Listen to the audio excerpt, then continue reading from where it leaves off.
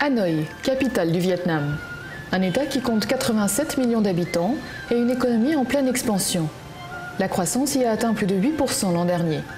Comme bien souvent dans les pays émergents, le développement économique a pris un temps d'avance sur les nécessaires réformes du droit de propriété.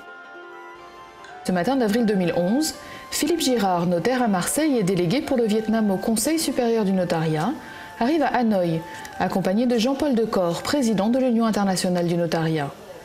Leur mission porte sur la sécurisation des transactions immobilières dans un pays où la construction est en essor constant. Le Vietnam doit aujourd'hui répondre aux nombreuses demandes d'édification d'immeubles venant des particuliers comme des investisseurs internationaux. Nous sommes au Vietnam avec une délégation du Conseil supérieur justement pour ce projet HDH qui est la réforme du foncier dans les 3 plus grandes villes du Vietnam. Et nous avons jugé utile que l'Union européenne soit au courant de ce projet. Réalisé à la demande du ministère vietnamien des Ressources naturelles et de l'Environnement, cet audit préconise notamment la mise en place d'un véritable cadastre associé à un système informatique sécurisé. Il recommande également la création d'un centre de formation afin de répondre à toutes les problématiques foncières.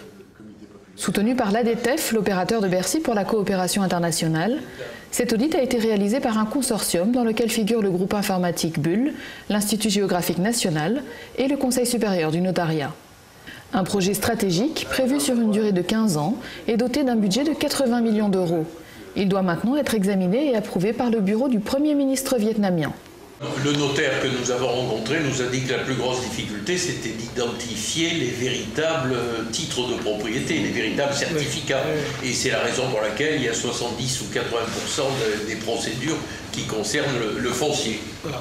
Donc 4 transactions sur 5 ne sont pas enregistrées et il y a manifestement des faux en circulation. Ce qui fait que personne ne sait. Donc quand vous achetez un terrain, vous ne savez pas finalement. Si c'est le bon propriétaire.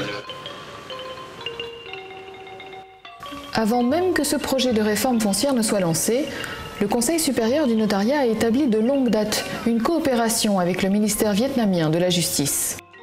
Le Conseil supérieur du notariat apportera son soutien et son expertise au ministère de la Justice dans des sujets juridiques.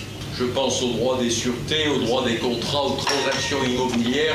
Des séminaires ont déjà été effectués sur ce sujet-là, notamment sur la vente